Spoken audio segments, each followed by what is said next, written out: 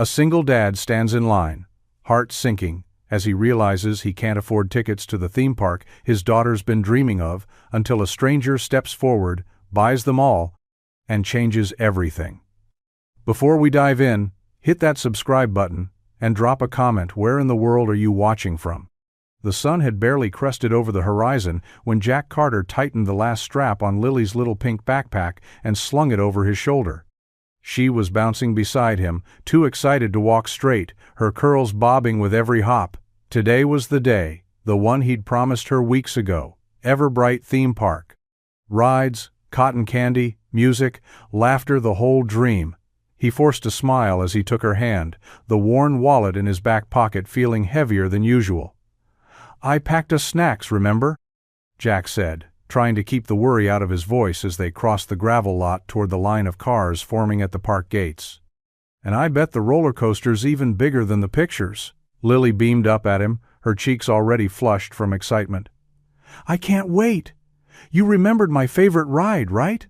"The spinning teacups," Jack said, grinning. "How could I forget?" What she didn't know, what he'd spent the last 2 nights agonizing over, was that the cost of entry had gone up. He'd double-checked the website, calculated every coupon, every discount. Even with that, it was going to be tight. Too tight. He'd pulled a few extra shifts at the auto shop, skipped his own meals more than once. But even so, when he stopped at the ticket prices posted on the giant board near the entrance, his stomach dropped. They were higher. Again. Jack stepped out of the line, just far enough to pull his wallet out and double-count the cash. Bills folded and refolded, a handful of coins in a side pouch. He looked over at Lily now, standing near a cluster of balloons, her eyes wide with wonder, oblivious to his silence. She trusted him, believed in him, and all he'd wanted was one perfect day to make her feel like the world hadn't forgotten them. He swallowed the lump forming in his throat. Maybe there was a cheaper option, a partial day pass? A promo he'd missed? Then the line moved forward, and Jack realized he had no answers, only a promise, and a little girl still waiting to have it kept. Lily practically burst out of the car before Jack had finished parking. Her boots hit the pavement with a clumsy little hop, and she turned toward the towering gates of Everbright Theme Park like she'd stumbled into a dream. The early morning sunlight glinted off the colorful banners flapping in the wind blues and reds and yellows dancing above the ticket booths. Laughter echoed faintly in the distance, though the gates hadn't even opened yet. "Dad, look!" she shouted, pointing at the enormous Ferris wheel peeking over the fence. "It goes all the way into the sky." Jack chuckled as he climbed out of the car, rubbing his hands together to fight the bite of the chilly morning air. "Yeah? And I think I saw the moon waving from the top." Lily giggled and ran in a tight circle before dashing to his side. She was wearing the Minnie Mouse shirt they'd found at the thrift store 2 weeks ago, and she'd insisted on bringing her sparkly plastic sunglasses, even though it was barely warm enough for short sleeves. "Do you think we'll see the princess parade?" she asked, slipping her small hand into his. "And the dancing bears? And the bubble show?" Jack squeezed her hand gently. "If we time it right, we'll see it all." He didn't let his smile falter, even as he turned toward the trunk of the car and quietly pulled out a worn envelope, tucked deep under the spare blanket. Inside was everything he had scraped together: loose bills, crumpled 1s and 5s, and the last of his tip money from the garage. It wasn't much, but he'd been sure it would cover tickets. Had to. While Lily chased the reflection of her sunglasses on the car door, Jack flipped through the money, counting under his breath. He didn't like doing this in front of her. He tried to keep the weight of things hidden, tucked safely behind smiles and stories. Still short. A few dollars. Maybe 5. He glanced up at the growing line. People were filing in, kids bouncing like Lily, parents checking phones and sipping coffee. Jack folded the money back into the envelope and shoved it into his jacket pocket. Lily bounced beside him, full of hope and sugar dreams. And Jack? Jack swallowed his worry like bitter medicine and joined the line, her hand still wrapped in his, doing everything he could to make this day real. The line inched forward, slow and steady, like it didn't care that Jack's chest was tightening with every step. The smell of popcorn wafted through the air, sugary and warm, while kids squealed behind him, their excitement spilling over like soda fizz. Lily was humming beside him, eyes scanning everything at once, the park map display, the costumed characters wandering past the gates, the shimmering archway that marked the official start of magic. Jack clutched the envelope in his coat pocket, fingers numb from more than just the cold. He'd counted the cash 3 times in the car, still short. Barely $5, but $5 might as well have been 500 right now. He'd prayed the prices hadn't changed, that maybe the woman at the counter would take pity, or that some promo would magically apply. But the board was clear, no discounts today. Full price, no exceptions. Next please, the attendant called out from the booth, cheerful and brisk. Jack stepped forward, holding Lily's hand a little too tightly. 2 tickets, please, he said, forcing his voice to stay calm. He didn't want Lily to hear the worry. The woman punched something into her screen. That'll be $84.99. Jack blinked. I thought the weekday price. Special event today, she cut in, apologetic but unmoved. All standard tickets are upgraded. Sorry. He nodded slowly, reaching into his pocket, pulling out the envelope like it weighed 100 pounds. He handed over the bills, counting silently again as he passed them through the slot. The woman took them, brows furrowing as she flipped through. I'm sorry, she said, her voice softening. You're just a little short. Jack opened his mouth, then closed it. His throat tightened. Behind him, Lily had gone quiet. Daddy? She asked, tugging at his coat. Is everything okay? He crouched slightly, trying to smile. Yeah, sweetheart, just checking something. He turned back to the attendant. Is there any way to do 1 ticket? Or... His voice cracked. Is there a kid's price? She shook her head gently. Not today. Jack looked down at Lily. She was watching him now, not with fear, but confusion. That was worse. He stood frozen, helpless, as the line behind them shifted impatiently. The magic just inches away, and still somehow out of reach. Jack felt the sting behind his eyes before he could stop it. He nodded stiffly at the attendant, starting to gather the bills back into the envelope, fingers fumbling, throat locked tight. The line behind him shifted again, quiet murmurs, a sigh or two, but then came a voice. Clear, calm, confident. Add 2 more tickets. My treat. Jack turned, startled. The woman behind them stepped forward, handing a sleek black card across the counter like it was nothing. She looked like someone who didn't wait in line stall, polished, and effortlessly put together in a navy peacoat and soft gray scarf. Her dark hair was pulled back in a loose bun, a phone tucked under her arm, designer sunglasses perched atop her head. But it wasn't the clothes or the credit card that caught Jack off guard, it was her eyes. Steady, kind. I saw what happened, she said gently. Please, let me. Jack blinked. No, I thank you, but that's really not. She held up a hand, a small smile softening her features. It's not charity, it's just a gift, one parent to another. Jack hesitated, his pride screaming, even as Lily tugged on his sleeve. Daddy, she whispered, can she come with us? That made the woman chuckle. Only if you don't mind sharing your day, she said, glancing down at Lily with a wink. The attendant, sensing Jack's hesitation, looked between them. Sir? She's already paid. Jack exhaled slowly, meeting the woman's gaze. I don't even know your name. Claire, she said. Claire Bennett. He offered a hand, still stunned. Jack, this is Lily. Hi, Lily, Claire said, crouching slightly. Ready for some fun? Lily beamed. The teacups. Jack stood there a moment longer, still not sure how this was happening. Then Claire motioned toward the gate. Shall we? And just like that, the turnstile clicked open. Jack stepped through, holding Lily's hand tight and walking beside a stranger who just made the impossible feel easy. Inside the gates, the world shifted.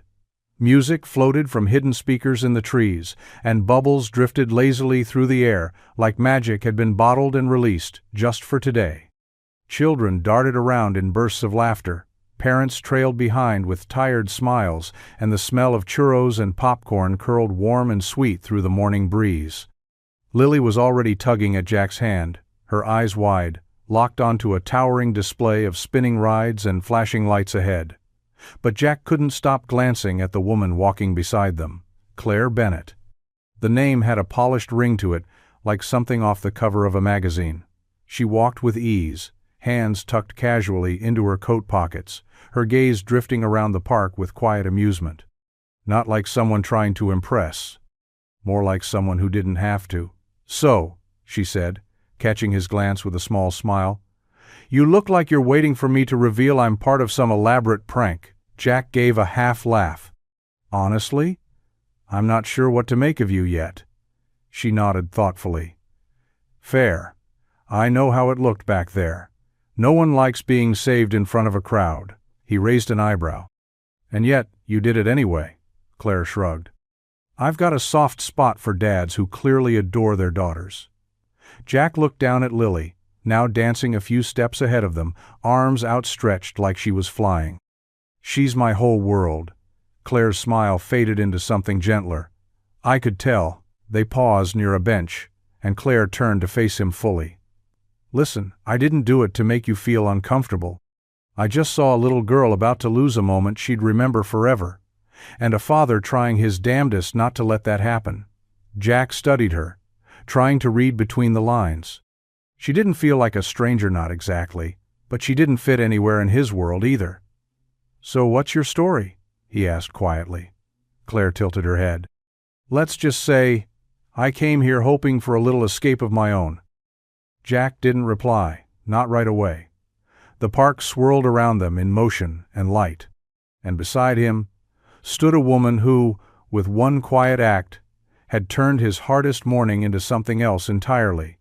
He just didn't know what yet. They strolled past a cotton candy cart, the sugary scent trailing behind them like a ribbon, and Jack was still wrestling with the awkward knot in his chest. He couldn't decide if he was more grateful or embarrassed. Probably both. Claire walked beside him with that same effortless grace, hands still tucked into her coat pockets like none of this was out of the ordinary. "So," Jack said, breaking the silence, "you don't have to stick with us, you know. You've already done more than enough." Claire glanced sideways at him, arching an eyebrow. "And miss out on the teacups? Not a chance." He chuckled, shaking his head.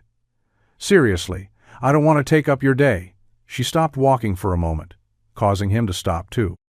Her gaze met his calm, steady. "Jack, I didn't come here with a plan. No meetings to get to, no calls to return. Just wanted some air and maybe a little joy. Turns out, I found both faster than expected. But," he started, motioning vaguely between them, "I don't want you to feel obligated." Claire smiled, that same gentle curve of her lips that didn't ask for anything in return. "I don't do charity. I do kindness. There's a difference." Jack stood quiet for a beat, the noise of the park washing over him, laughing kids, the distant whistle of a train, the soft hum of music. Lily had darted ahead again, staring wide-eyed at a row of costumed princesses dancing near the castle stage. "Okay," he said finally, the tension in his shoulders easing just a bit. "If you're sure." "I'm sure," Claire said. Then she grinned. "Besides, every princess needs a proper royal escort. Looks like Lily's got two now." Jack followed her gaze and watched as Lily spun in place, mimicking the princess's twirls with abandon. For a moment, all the stress, all the second-guessing, fell away. Claire stepped beside him again, voice low but light. "Let me buy the churros, too. You can get the next round."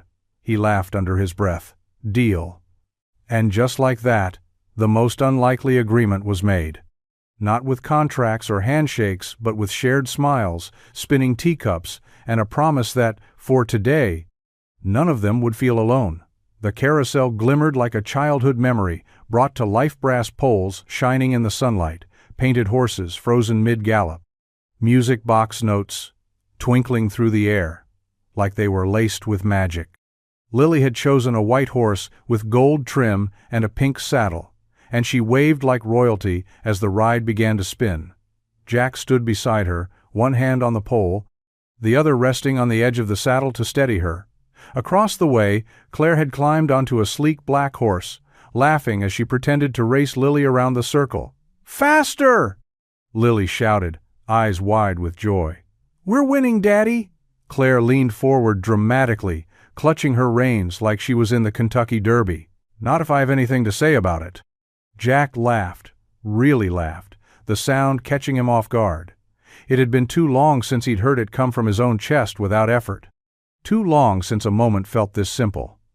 As the carousel spun, the world outside blurred people, noise, everything, and for a few minutes all that existed were the lights, the music, and the laughter that echoed like something fragile and precious. "You two make a pretty unbeatable team," Claire called across to him as their horses rose and fell. Jack met her eyes, smiling without hesitation this time. "She keeps me in line." "I believe it," Claire said, and something in her gaze softened. The ride slowed, easing to a gentle stop. Lily clapped her hands and leaned into Jack as he helped her down, her cheeks flushed from the wind. Claire stepped off her horse and joined them, brushing a loose strand of hair behind her ear. "That was awesome," Lily said breathlessly. "Can we go again later?" "Absolutely," Jack said, tightening her jacket zipper. "Maybe after we find that bubble show you've been talking about." Claire looked at him, her voice quieter now. "You're good with her, it shows." Jack shifted, a little embarrassed. "I try." "No," she said, her tone sincere. "You love her out loud. That's rare." Something shifted then, not loud, not dramatic, just a subtle ripple in the air between them. For the first time since they'd met, Jack stopped wondering why she was here, and started being glad that she was. By noon, the park had come alive in a way that felt almost unreal, sunlight glinting off ride tracks, the sound of roller coasters rattling overhead, the scent of fried dough and caramel thick in the air. It was the kind of day people took pictures of to remember. The kind Jack usually watched from the sidelines, never quite part of. But not today. Today, he stood with cotton candy stuck to his fingers, a half-eaten funnel cake in one hand, and his daughter's laughter echoing like music in his ears. Lily darted ahead, her cheeks dusted pink from sugar and excitement, skipping in circles around the water fountain that sprayed rainbow-colored mist into the air. "We have to ride the rocket ship next," she called back, her arms stretched out like wings. Jack looked over at Claire, who had just finished tying her scarf tighter against the breeze. She raised an eyebrow. "You ready for liftoff, Dad?" He smirked. "I think my stomach's still recovering from that spinning galaxy ride." Claire laughed, brushing a bit of powdered sugar off her sleeve. "You looked green," Jack nodded solemnly. "I was green." They both burst into laughter, the kind that comes easy when the walls have started to fall. It didn't feel awkward anymore. It didn't feel like he owed her anything, or like she was just passing through. Somewhere between the third ride and the second cotton candy, they'd started moving as one uniton, planned, unspoken, natural. Claire knelt beside Lily to tie her shoelace, her fingers quick and gentle. "All right, Captain Lily," she said with a mock salute. "Lead the way." Jack watched the two of them, his daughter, and this stranger who didn't feel like a stranger anymore, and something swelled quietly in his chest. Joy, yes, but something else, too. Something unfamiliar. Hope, maybe. Lily grabbed both their hands as they reached the line for the rocket ride, tugging them forward. "Let's all sit together." Jack nodded, letting her pull him along. Claire's hand brushed his briefly, light as a breeze, and for the first time in a long while, Jack didn't feel like a man just getting by. He felt like a man who was part of something, something small, something special, something that sparkled. They found a quiet bench tucked beneath the shade of a wide maple tree near the edge of the park, away from the crowds and noise. The rocket ride had left Lily flushed and sleepy, and she now dozed peacefully in Jack's lap, her head resting against his chest, her fingers still clutching a souvenir glow wand. Jack smoothed her curls gently, his eyes fixed on some point in the distance that wasn't really there. Claire sat beside him, sipping a bottle of water, giving him space but not leaving. The silence between them was comfortable, the kind that didn't demand to be filled. "She doesn't know," Jack said quietly, after a long pause, "about how close we were to not getting through those gates today. She just sees the fun." Claire didn't respond right away, letting the moment settle. "She shouldn't have to know," he added. "That's my job." Claire glanced at him. "You carry a lot, don't you?" Jack nodded, eyes still on Lily. "I lost my wife 3 years ago. Car accident. One moment she was there, and the next, she wasn't." Claire's face softened, the quiet sympathy in her expression saying more than any words could. "I didn't know what the hell I was doing," Jack continued. "Still don't, most days. I was 28, had a toddler who didn't understand why her mom wasn't coming back, and no idea how to pay for the mortgage. I sold the house. Took a job at the auto shop my buddy owned. Then a second job doing deliveries at night just to stay afloat." He let out a bitter laugh, low and quiet. "You'd be amazed how many things you can live without when you have to." Claire didn't interrupt. She simply listened, really, listened in, a way that made him feel like his story wasn't just something sad to politely acknowledge, but something worth understanding. "I try to make life feel normal for her, happy. But sometimes, I wonder if she sees through it." "She sees that you show up," Claire said gently. "Every day, that counts more than anything." Jack looked at her then, really looked. And for once, he didn't feel like he was just a man telling a story.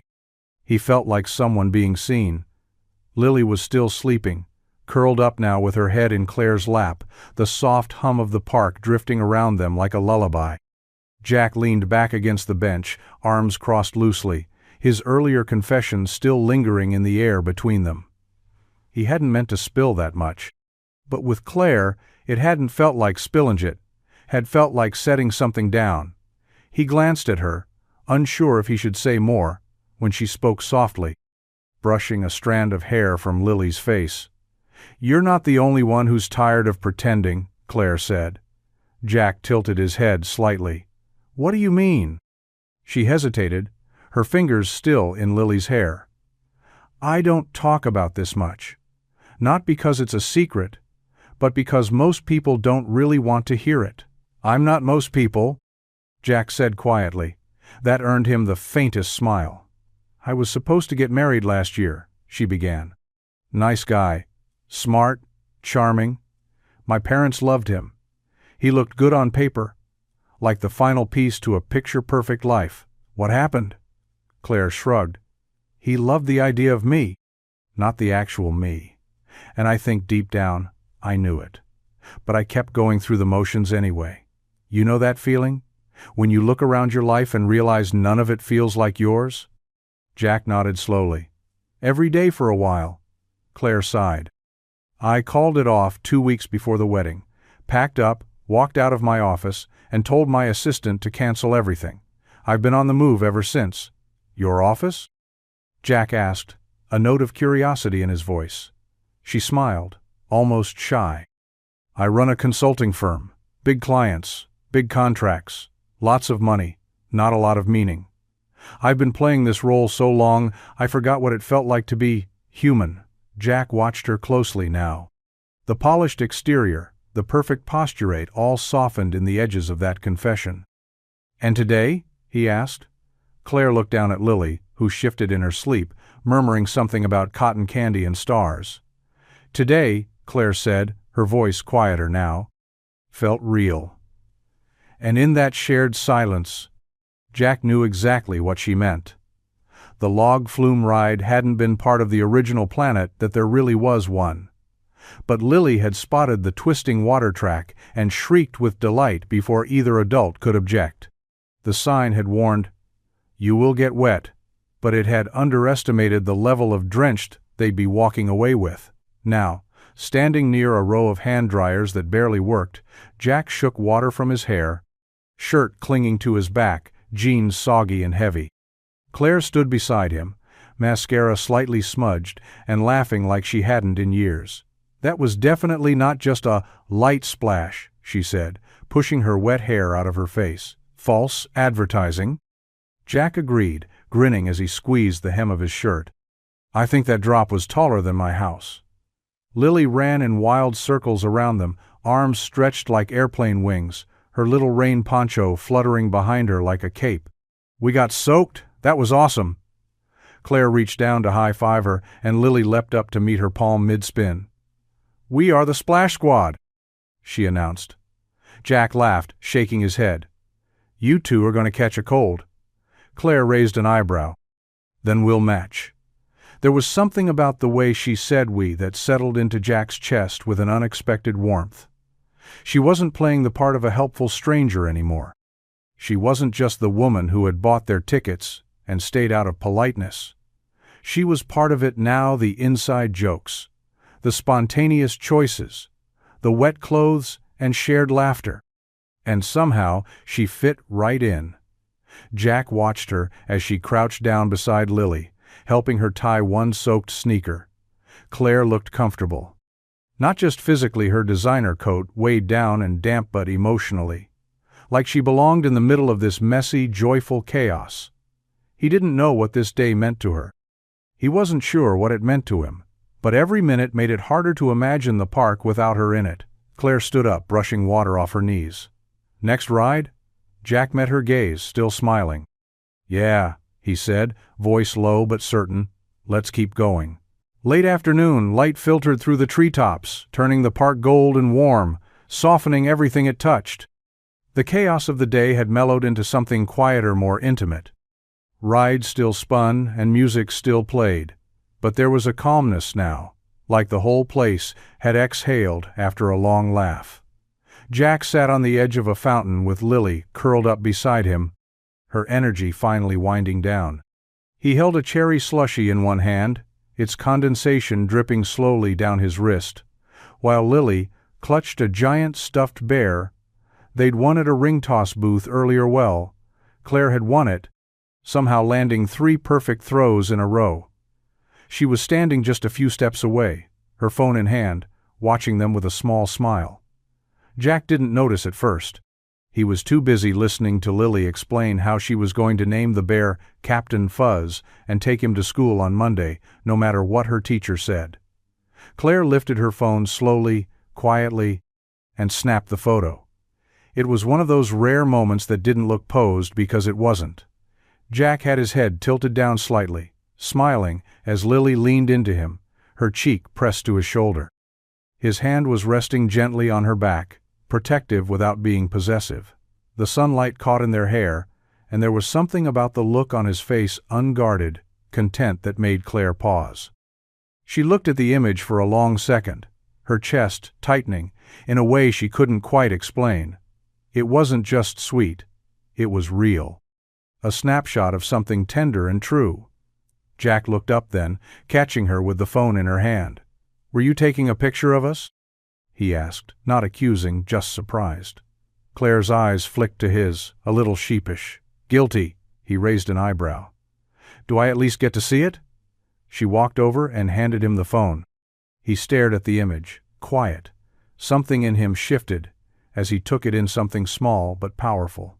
The man in the photo looked happy. Not just surviving. Happy. I forgot what that looked like, he murmured. Claire sat beside him. You never lost it. You just haven't had enough reasons to see it. And in that still moment between rides and reality, Jack knew this day would stay with him far longer than just a photo ever could. They found a tucked-away picnic table near one of the quieter food stalls, just beyond the main path, where the noise faded into a distant hum. Jack carried the tray, 2 burgers, a grilled cheese, and a mountain of fries that Lily insisted they share family style. Claire had snagged a lemonade for herself and a chocolate milk for Lily, who was now preoccupied dipping fries into both with equal curiosity and zero concern for flavor. Jack took a bite of his burger, his eyes drifting to the families passing by. He wondered how many of them had saved for this day the same way he had, or if most people just bought tickets without thinking twice. He couldn't remember the last time he'd eaten out without calculating how long it would stretch his budget. Claire broke the silence gently. You know, for someone who's been through a lot, you still laugh like someone who hasn't given up. Jack glanced at her, a little caught off guard. That's not what it feels like most days. I know, she said, stirring her lemonade with the straw. But it's there, underneath everything. He leaned back slightly, chewing slowly. It's easier when she's happy. She gives me something to aim for. Claire nodded, her gaze settling on Lily as she stacked fries into a leaning tower. What about for you, though? Jack frowned. What do you mean? I mean, do you ever dream for yourself anymore? Not just for her, not just survival. He looked down at his food, quiet. It was a question no one had asked him in years, not since before Rachel died. Not since his life had narrowed to paychecks, school lunches, and exhaustion. Dreaming had become a luxury, something reserved for people who could afford it. I don't really think about it, he said finally. Dreams don't keep the lights on. No, Claire agreed softly. But sometimes they remind you why the lights are worth keeping on. Jack glanced at her, and for the first time that day, he didn't feel like she was just being kind. He felt like she understood. He didn't answer right away. But the question stayed with him lingering, nudging something he hadn't let himself feel in a long time. Possibility. The sun had begun its slow descent behind the trees, casting a golden hue across the park. Shadows stretched long over the cobblestone paths, and the soft buzz of anticipation lingered in the air like static. Jack noticed how the energy subtly shifted as evening approached. Kids were a little quieter now, clutching plush toys and half-melted treats, and parents walked slower, savoring what was left of the day. Claire tapped him on the shoulder, grinning. I have a surprise. Jack gave her a mock, suspicious look. Another one? You've already set the bar pretty high. This one's just a little extra sparkle, she said. Fireworks. VIP section. Best seats in the house. He blinked. VIP? Claire, those seats are impossible to get. You have to book them months in advance. Claire just sipped her lemonade and shrugged, that same nonchalant grace she wore like a second skin. Let's just say, I know someone who knows someone. Jack didn't press, but the words sat differently this time. The ease with which she navigated the day, the way staff smiled at her, as if recognizing someone familiar, the kind of calm confidence that wasn't practiced at it was earned. He'd known plenty of people with money at the shop, people who made it clear the world bent for them. Claire wasn't like that, but there was something elevated, subtle, but unmistakable. You sure you're not secretly the owner of this park? He asked, half teasing, half fishing. She laughed, brushing the comment aside. Hardly, but I may have been here once or twice. Lily, now bouncing beside them, looked up with wide eyes. Fireworks? We're going to the special seats? Yep, Claire said, reaching down to fix the strap on Lily's shoe. You'll be so close. You'll feel like you can touch the stars. Jack watched her, this woman who had come out of nowhere and stitched herself into their day so seamlessly. He didn't know everything about her, clearly, but what he did know was this. She hadn't just given Lily a magical day. She was starting to give him one too, and that scared him more than he wanted to admit. They were near the carousel again when Claire's phone buzzed. She glanced at the screen and frowned, just briefly, but Jack caught the flicker in her expression before she masked it. Hey, she said, her voice dropping to something quieter. I need to take this. Just give me a second. Jack nodded. We'll be right here. Lily was busy trying to decide whether to ride the white unicorn or the sea dragon this time, oblivious to anything else. Jack took a seat on a nearby bench, his eyes casually following Claire as she walked a few steps away, stopping beneath a tree just out of sight from the ride attendants. He didn't mean to listen. Not really. But the wind carried her voice, and something in her tone measured, restrained, not quite the carefree woman he'd spent the day with made his ears perk. No. I told you I wasn't coming back until tomorrow, she said, sharp but hushed. Yes, I'm with someone. No, not like that. It's different. A pause. I know what's at stake, Ben. I'm not just walking away. I just need a day where no one's following me with a clipboard. Jack's brow furrowed. Ben? Claire's back was to him, her posture tight. She rubbed her temple as she spoke, pacing slightly. I'll sign the contract. But not tonight. I can't be that person right now. Another pause. Softer now. I needed this. Then, silence. She ended the call, pocketed the phone, and stood there for a moment with her eyes closed, as if trying to shake the weight off before she walked back. Jack looked away before she caught him watching. But something had changed. The mystery he'd sensed earlier wasn't just a feeling, it was real. Contracts? Following her? Who was she? Claire returned a moment later, smile back in place, as if nothing had happened. Crisis averted, she said, brushing it off. Jack nodded slowly, the warmth from earlier still present but now tangled with unease. Something about her world was much bigger than he'd thought. And suddenly, he wasn't sure where he fit inside it. They wandered toward a quieter part of the park, as the sun dipped low on the horizon, washing everything in soft amber light. The buzz of the day had mellowed, families gathering for the fireworks, kids rubbing tired eyes, the scent of kettle corn thick in the air. Jack walked beside Claire in silence, Lily a few steps ahead, chasing the last of the bubbles drifting through the air from a nearby vendor. He didn't want to ruin the mood, but the words had been sitting on his tongue since the phone call. You okay? He asked, keeping his voice low. Claire glanced over, nodding. Yeah, just work stuff. Jack hesitated. Then, gently, carefully, he said, You don't have to tell me, but that didn't sound like just work. She exhaled a slow, deliberate breath. It's complicated. I've got time. Claire stopped walking and turned toward him, hands deep in the pockets of her coat. You've probably figured it out by now, she said, voice steady. I'm not just someone who happens to know someone at a theme park. Jack offered a half smile. It crossed my mind. I'm from a very different world than this, she continued. Big offices, board meetings, contracts worth more than some small towns. I've spent most of my life surrounded by people who only see the name, the bank account, or what I can give them. Jack didn't flinch. He didn't pull away. He just listened.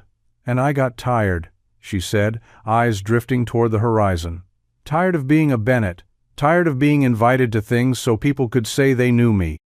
I started wondering what would happen if I just stopped showing up, if I let people meet me without the packaging. Jack nodded slowly. So today was about seeing if I could still connect with people who didn't want anything from me, Claire said softly. People who weren't performing or posturing, just being. Jack looked at her, really looked, and for the first time her guarded polish seemed to fall away completely. All he saw was the woman who'd tied Lily's shoe, laughed on the carousel, and wiped cotton candy from her coat like it didn't matter. I'm not intimidated by your world, he said. But I won't pretend I understand it. She smiled, quiet and grateful. That's exactly why I stayed. The sky had darkened to a deep navy, stars just beginning to peek through when the first firework lit up the night. It burst above the castle in a riot of gold and red, its echo rolling through the park like distant thunder. A crowd had gathered on the hill just beyond the lake, but Jack, Claire, and Lily sat nestled in the VIP section. Claire had somehow made a pier, their bench cushioned and tucked perfectly beneath a canopy of trees that framed the sky like a stage. Lily sat between them, her eyes wide and shimmering in the glow of the explosions. She held onto Claire's hand with one, and Jack's with the other, her head resting lightly against Jack's shoulder. Whoa, she whispered as a fountain of blue sparks cascaded down in slow motion. It's like the sky is dancing, Claire smiled, glancing down at her. It is, just for you. More fireworks followed, brighter, louder, grander, some shaped like hearts, others like stars. Jack found himself less focused on the show, and more on the weight of Lily's small body leaning into his, the warmth of her hand in his own, the quiet calm that had settled over Claire's face. For a moment, he let himself forget the mortgage, the grocery lists, the next paycheck. He forgot the uneven balance of their worlds. All he could feel was this three people wrapped in the glow of something rare and good. As the grand finale began, Lily's eyelids fluttered. She fought to stay awake through the final burst of gold that painted the entire sky, but by the time the applause rippled through the crowd, her head had slipped down onto Claire's lap, her breathing soft and even. Claire didn't move. She just rested a hand gently on Lily's back, her other arm brushing Jack's as they sat in the fading light of the fireworks. Neither of them spoke. They didn't need to. In the quiet that followed, Jack looked over at Claire, and she looked back. And in that still, starlit silence, something passed between them, something honest, quiet, and unspoken. They weren't strangers anymore. They were something else. The park was nearly empty now. The once vibrant noise dulled to quiet footsteps and the occasional murmur of goodbyes. Twinkling lights lined the walkways, casting a soft glow on the cobblestones as Jack carried a sleeping Lily in his arms. Her head rested on his shoulder, her sticky hands still clutching the edge of her souvenir bag, the stuffed bear's nose peeking out. Claire walked beside them, slower now, as if matching his pace without thinking. Neither of them spoke, both caught in that fragile space where a perfect day starts to slip into memory. Jack shifted Lily slightly and looked ahead at the glowing exit gates. That was it, the edge of the fairy tale. Beyond those gates, the real world waited: grocery lists, work shifts, empty gas tanks. He felt it creeping back in already, like gravity returning after a moment of weightlessness. Claire seemed to feel it too. She reached into her bag, pulling out her car keys and a small card. "I had my driver bring the car around," she said quietly. "I can give you both a ride home." Jack shook his head gently. "We're not far. She'll be asleep before we hit the end of the block anyway." Claire smiled, but it didn't quite reach her eyes. Of course. They reached the edge of the lot, where her sleek black SUV idled under a street lamp. Jack stopped, adjusting Lily one more time. She stirred slightly, but didn't wake. "So, this is it?" he asked, his voice quieter than he intended. Claire hesitated. "I guess so." Jack looked at her, this woman, who had stepped into his life for one unexpected day, and somehow made it feel fuller, lighter. He hadn't wanted to expect anything. He wasn't sure he should. But still, he felt it, the familiar tug of something slipping away before you're ready. "I don't really know how to say thank you for today," he said. "You don't have to," Claire replied. Then, after a beat, "I needed it too." He nodded, unsure what else to say. Claire hesitated one last time. "Good night, Jack." And before he could answer, she leaned in, kissed Lily's forehead, then turned and disappeared into the car. Jack watched the SUV pull away, its taillights glowing like the last flicker of the fireworks. And just like that, the magic was gone. The morning sun crept in through the blinds, painting thin gold lines across the kitchen counter where Jack stood, still half asleep, pouring cereal into Lily's favorite chipped bowl. The hum of the old refrigerator and the soft tapping of Lily's footsteps down the hallway were the only sounds in their small home. He felt the ache of the previous day in his shoulders, not from the walking or the rides, but from the weight of what it had meant. The kind of day that doesn't come often. The kind you try not to wish for again because wishing makes the missing harder. Lily shuffled in, her curls a mess, and her eyes still heavy with sleep. She slid into her chair and blinked at the cereal like it might grow legs. Did yesterday really happen? Jack smiled as he sat down across from her. Pretty sure it did. I've still got damp sneakers and glitter stuck to my hoodie to prove it. She giggled softly, spoon clinking against the bowl. His phone buzzed on the counter, vibrating once, then again. He didn't think much of it until he glanced at the screen and froze. Claire Bennett. Thank you again for yesterday. Truly. If you and Lily are free today, would you want to grab lunch? My treat. No roller coasters this time. Jack stared at the message for a long moment, thumb hovering over the screen. She hadn't vanished after all, and somehow, that changed everything. Who's that? Lily asked between bites. He looked at her, still a little stunned. "It's Claire!" Her eyes lit up instantly. "Really? What'd she say?" Jack cleared his throat, smiling despite himself. "She wants to have lunch with us, just lunch." Lily clapped her hands, milk sloshing dangerously close to the edge of the bowl. "Yes. Can we go, please?" Jack hesitated. Yesterday had felt like a dream, wrapped in fireworks and laughter. Today was real life again. Bills, routines, responsibilities. But maybe, just maybe, real life had room for something more.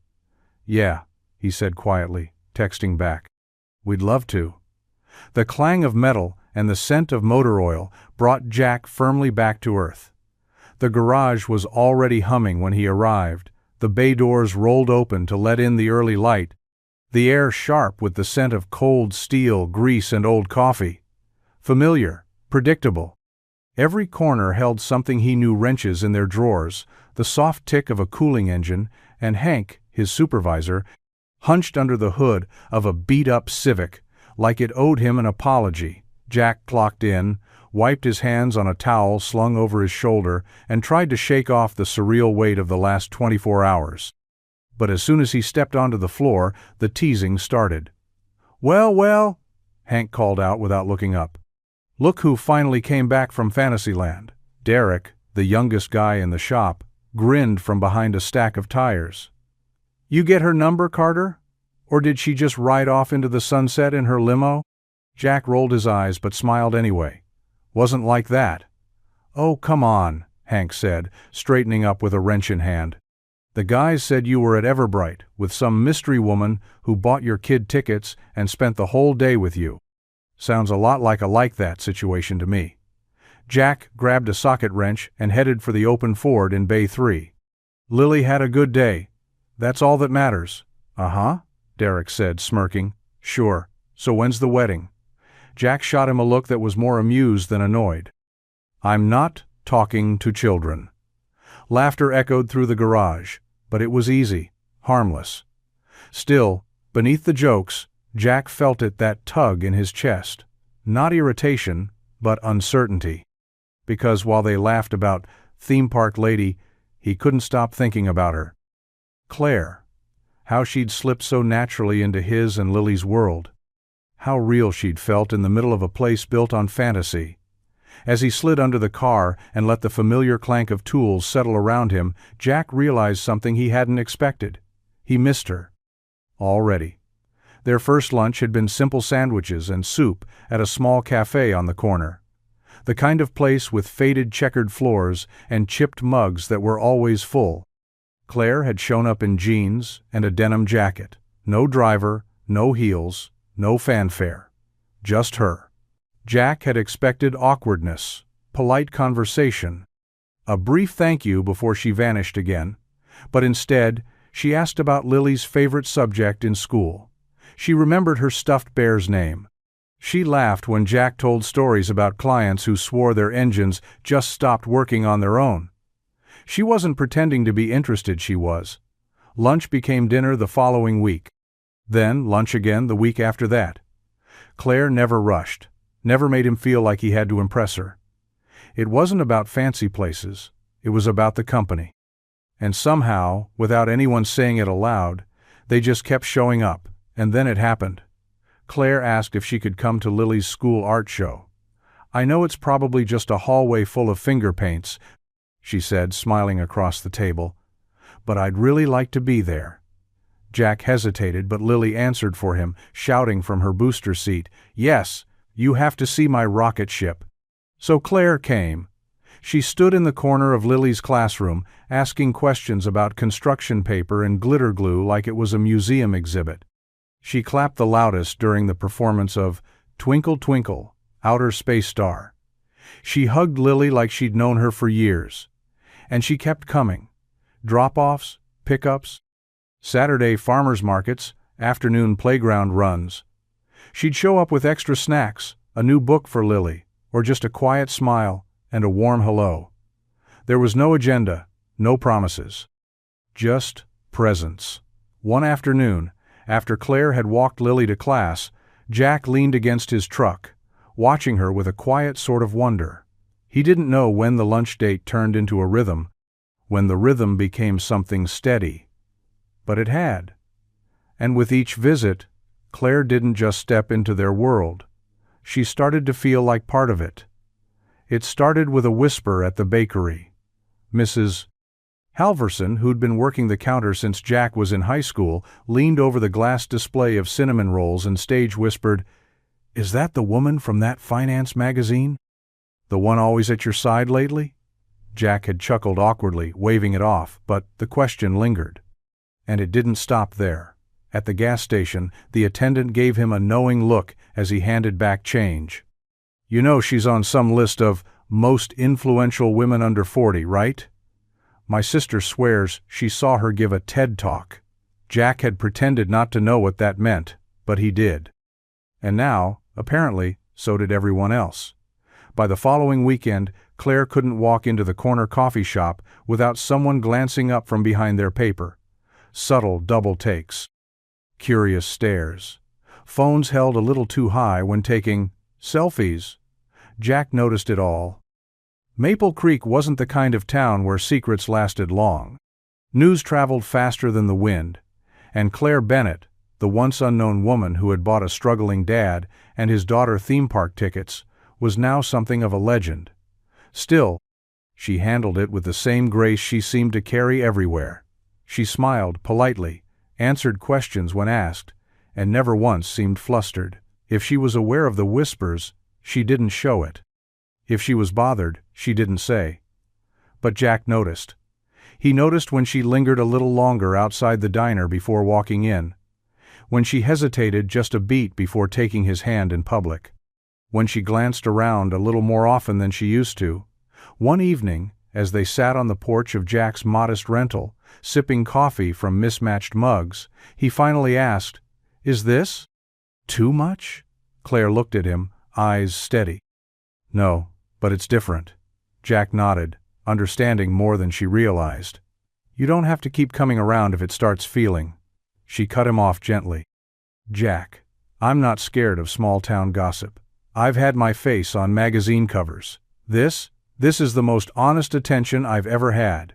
She leaned against his shoulder, and they sat in silence as the sky dimmed, the world around them quiet except for the sound of something real beginning to take root. The elevator was silent and smooth, gliding upward with barely a sound, but Jack still felt the weight in his stomach grow with each floor. Lily stood beside him, clutching a bouquet of wildflowers they'd picked from a roadside stand, humming quietly to herself. Her excitement was effortless. Jack's? Not so much. When the doors opened on the top floor, it felt like stepping into another universe. Claire's penthouse was all clean lines and quiet, elegant marble floors that clicked under their shoes, high ceilings, and windows that stretched from wall to wall, pouring golden light across the room.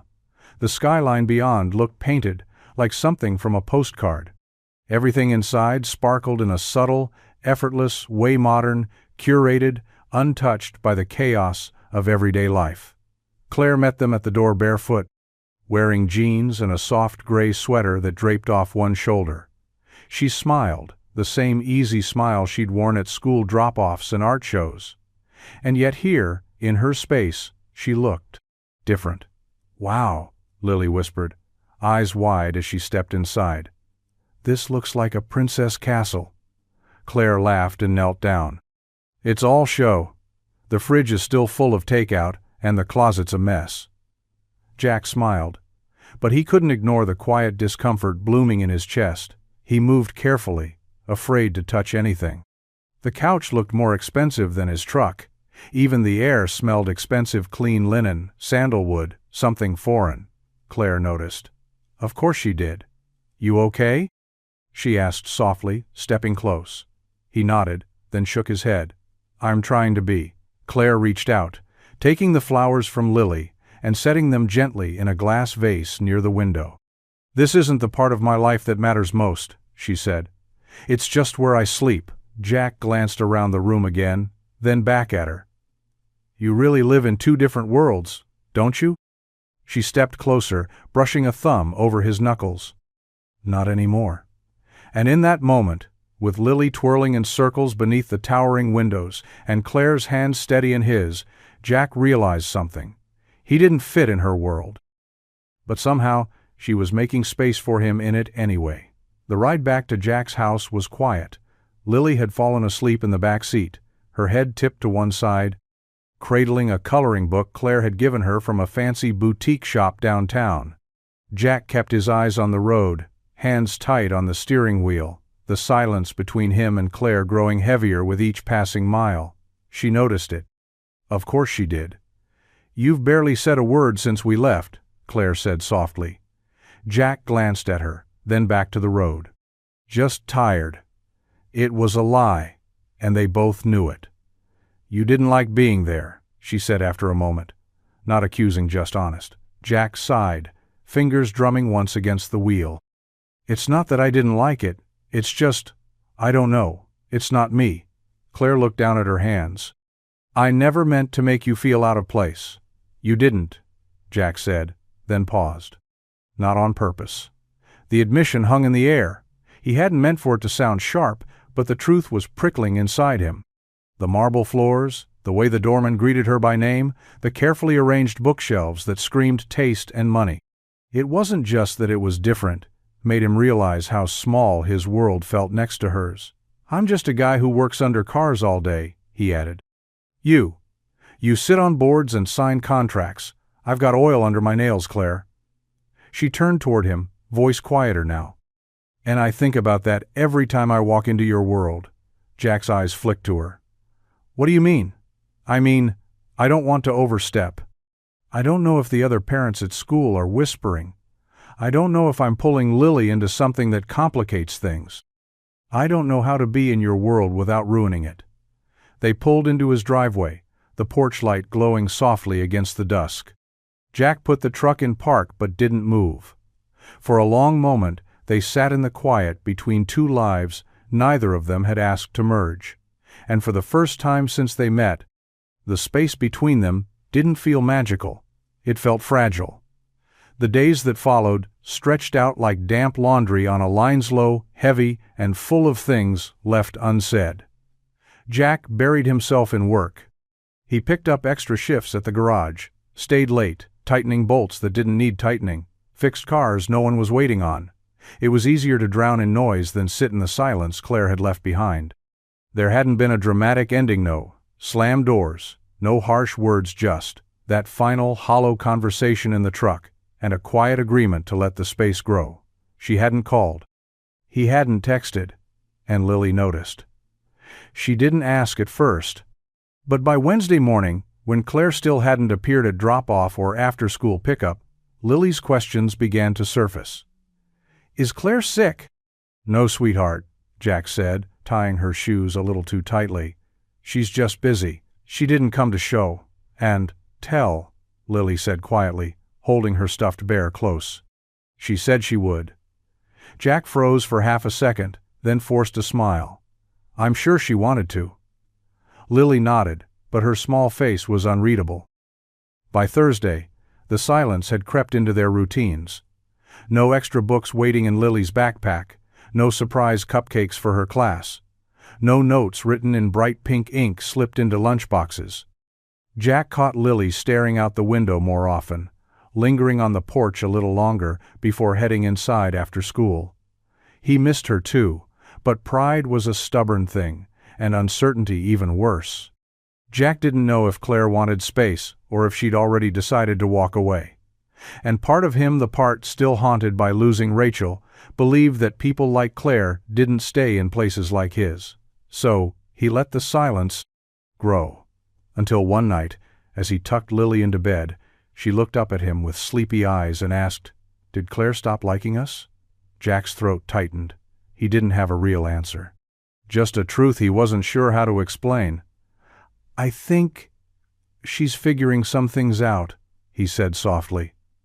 Lily nodded, but her fingers clutched the edge of her blanket a little tighter. And in the quiet of that moment, Jack realized the silence wasn't just hurting him. It was breaking something in her, too. It was Saturday morning when Jack found the envelope on the kitchen table. Lily had been unusually quiet all morning. her crayons spread out across the table beside a half-eaten bowl of cereal, and her favorite glitter pen resting on top of a folded sheet of paper. The envelope was addressed in big, uneven letters, Claire, with a small heart dotting the I. Jack hesitated before picking it up. Lily was curled up on the couch, watching cartoons without really watching. When he sat beside her, the paper still in his hand, she looked up with those big, hopeful eyes. "You wrote Claire a letter?" he asked gently. Lily nodded. "It's a secret, but you can read it if you want." Jack unfolded the paper, careful not to smudge the glitter ink. The handwriting wobbled in places, a few misspelled words scattered throughout, but it didn't matter. The message was clear. "Dear Claire, thank you for the best day ever at the theme park. It was like a dream I don't want to forget. I miss the teacups and the fireworks and the way you laughed when I got cotton candy in your hair. I know grown-ups get busy and sometimes go away, but I still think about you. Are we still friends? You make Daddy smile different. I hope that's okay. Love, Lily," and Captain Fuzzjack stared at the letter, throat tightening.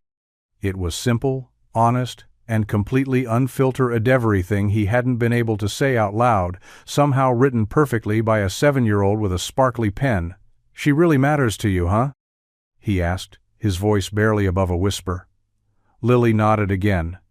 "You matter to her, too. I can tell." Jack folded the letter carefully, pressing it back into the envelope. For a moment, he just sat there, staring at it like it might explode in his hands or vanish if he looked away. Then, quietly, he said, "Let's deliver it," and Lily smiled. A small but certain light in the quiet that had gone on too long. It was just after dinner when the knock came. Jack was drying dishes in the kitchen, Lily humming softly in the other room as she brushed her doll's hair. The knock wasn't urgent, just a soft, steady rhythm, but it sent a jolt through him all the same. He wiped his hands on a towel, heart already pounding, and made his way to the front door. When he opened it, Claire was standing there. She looked differentless, polished, more real. Her hair was pulled back in a loose braid, no makeup, just a soft sweater and jeans. In her hands was Lily's envelope, folded carefully, the glitter heart still catching what was left of the evening light. For a second, neither of them spoke. Then Claire held the letter up like it was the most precious thing in the world. "She wrote to me." Jack nodded, stepping aside without a word. She entered slowly, like she wasn't sure if she still had permission to.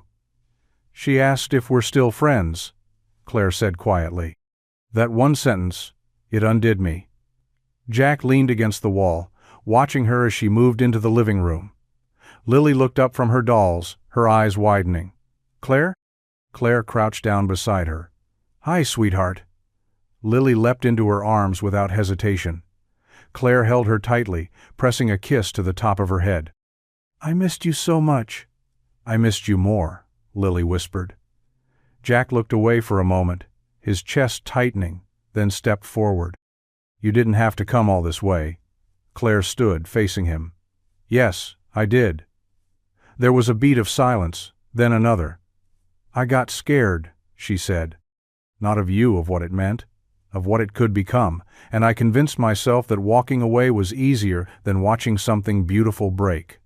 Jack met her eyes, something raw flickering behind his. "But Lily reminded me," she added, voice trembling, "that the good things, the real things, are always worth risking." Jack didn't say anything right away. Then he stepped closer, and gently, he said, "So, what do we do now?" Claire reached for his hand, fingers curling into his. "We start again," she whispered. "If you'll let me." The days that followed weren't filled with fireworks or theme parks. There were no grand gestures, no perfectly scripted moments, just slow mornings, shared coffees, and tentative steps, forward one quiet moment at a time. Claire didn't sweep in like a whirlwind anymore. She came over on Sunday afternoons with her hair in a bun and sleeves rolled up, helping Lily bake cookies that always came out uneven but perfect in their own way. Jack, in turn, learned to let her into the quieter parts of his life, showing her how to fix a leaky faucet, letting her ride with him on errands, talking about his mother's old recipe for cornbread as they wandered the aisles of the grocery store. They didn't call it dating, not yet. They didn't need labels or declarations. What they needed, what they chose, was to keep showing up. One Wednesday evening, Claire brought over Chinese takeout and a box of sidewalk chalk. After dinner, she and Lily covered the driveway in pastel stars and crooked castles, their laughter floating through the dusk like music Jack didn't realize he missed until he heard it again. At night, after Lily was tucked in and the house had quieted, Jack and Claire would sit on the porch. Sometimes they talked about books, or childhoods, or regrets. Sometimes they just listened to the crickets. The space between them, once filled with unspoken doubts, was now a place of rest. Not everything was solved, but everything felt possible. Jack still worried. He still wondered what it would look like for a mechanic and a business mogul to build a life in the same rhythm. But each time Claire showed up, wearing sneakers instead of heels, and asking if he wanted to go for a walk, he let that fear shrink just a little more. And Clara Shea stopped checking her phone every 5 minutes. She stopped explaining herself to people who didn't care to understand. With Jack, she was just Claire. No title, no mask. No need to impress. It wasn't a fairy tale. But it was honest. And that made it more real than anything either of them had ever known. It was one of those slow, golden evenings where the sky melted into soft oranges and purples, and the air felt just warm enough to forget the coming cold. Jack and Claire sat on the porch swing, watching Lily chalk a sun onto the sidewalk, her tongue sticking out in concentration. Claire sipped from her mug, cradling it between her hands. "You know, I've been thinking about that day at the park." Jack chuckled softly. "Which part? The teacups? The log ride disaster?" She smiled. "All of it. But mostly what it meant.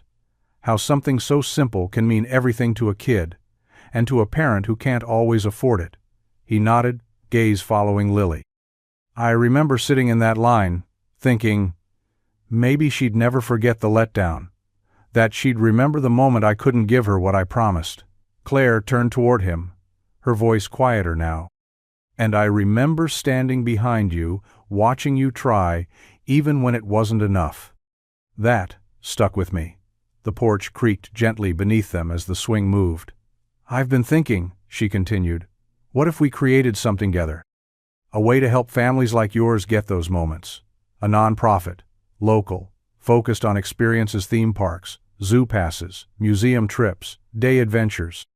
Things that seem out of reach, but shouldn't be." Jack blinked. "You serious?" Claire nodded, eyes shining with something bigger than just an idea. "Dead serious.